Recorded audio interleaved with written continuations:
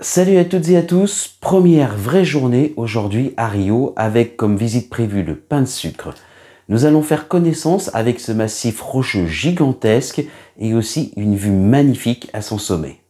Puis nous irons nous rendre sur les plages mythiques de Rio. Juste avant cela, un petit détour par l'hôtel dans lequel nous étions. Cela peut peut-être vous donner des idées quand vous partirez là-bas.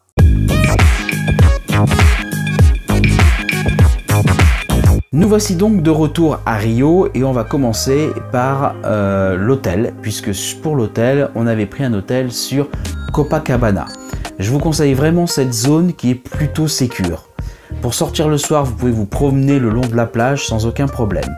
En effet, les rues du centre-ville sont beaucoup plus animées, mais beaucoup moins sûres. En plus, le long de la plage, vous pourrez déguster d'excellentes caipirinhas, croyez-moi. À l'angle de Copacabana et d'Ipanema, vous avez également plein de boutiques de souvenirs et certains soirs, il y a même une sorte de marché sur Copacabana. Si vous cherchez par contre vraiment la fête et les boîtes de nuit, alors optez plutôt pour le centre-ville. En route donc pour le pain de sucre. Qu'est-ce que le pain de sucre? Le pain de sucre est également connu sous son nom de Pão de Açúcar en portugais, désolé pour l'accent, et l'un des sites les plus emblématiques de Rio de Janeiro. Situé à l'entrée de la baie de Guanabara, ce massif rocheux atteint 396 mètres d'altitude et offre une vue panoramique spectaculaire sur la ville de Rio et de ses environs.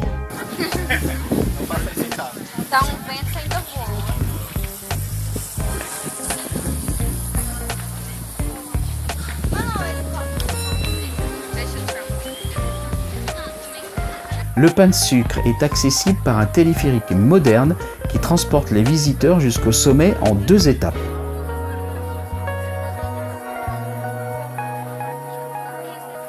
Le trajet en téléphérique offre des vues incroyables sur les plages, les montagnes et bien sûr la ville de Rio.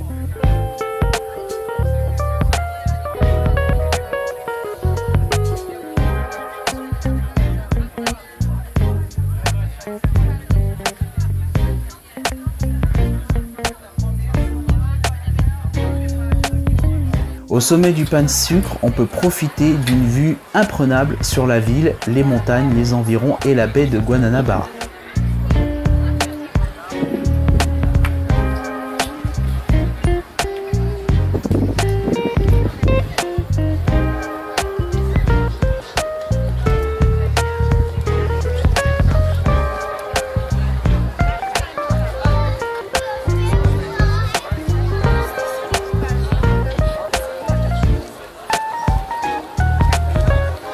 Il y a plusieurs plateformes d'observation où l'on peut prendre des photos et admirer ce paysage.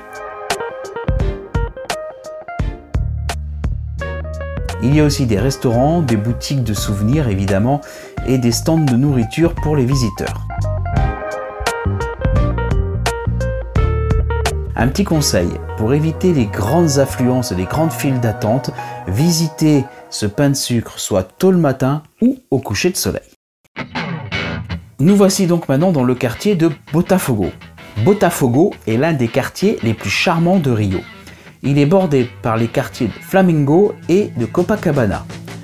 Ce quartier offre une combinaison unique de charme bohème, d'histoire et de modernité.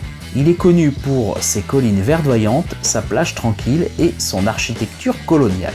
Botafogo est également un quartier animé avec de nombreux bars, restaurants et boutiques. Les rues animées sont bordées d'arbres et de maisons coloniales colorées qui ajoutent à l'atmosphère bohème du quartier.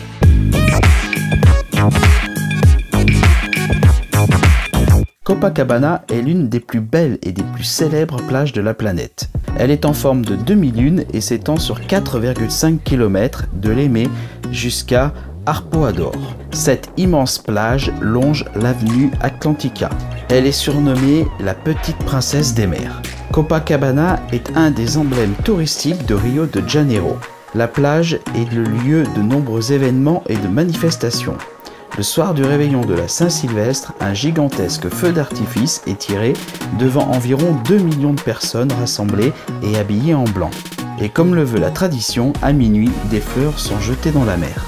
Sur le sol, c'est le calçadao en mosaïque ondulée noire et blanche, qui est en basalte et en calcaire. Il interprète de façon ultra moderne et abstraite le modèle traditionnel portugais.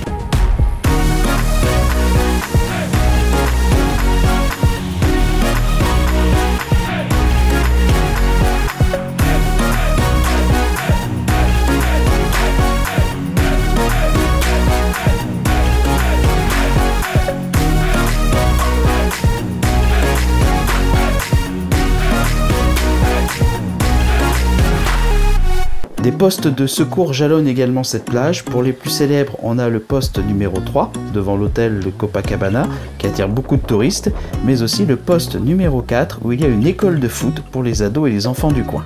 Ipanema est un quartier aisé, chic et branché sur la zone sud de la ville de Rio de Janeiro. Il est bordé par le très chic quartier de Leblon. La plage s'étire sur 2,6 km et est prolongée par la plage de Leblon. Elle est surplombée par une très célèbre favela, la favela de Vidijal. Sur Ipanema, les mosaïques dont on vous parlait tout à l'heure sont disposées de façon différente que sur Copacabana. En plus d'être un lieu de rencontre pour les habitants et les touristes, la plage est utilisée pour la pratique de différents sports, parmi lesquels le skateboard, le beach volley, le football bien sûr, et le foot volley. Elle est également le site de concerts en plein air qui ont lieu près du canal qui la sépare du quartier de Leblon. Le soir, sur la plage, on peut admirer le crépuscule entre les montagnes jumelles. Les baigneurs applaudissent lorsque le soleil passe derrière les montagnes pour le remercier de cette journée dans cette merveilleuse ville.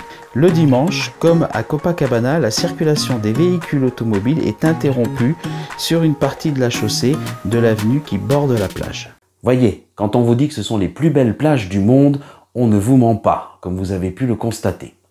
Dans la prochaine vidéo, nous allons visiter un des emblèmes de Rio, le Christ Rédempteur, qui est perché sur le Corcovado.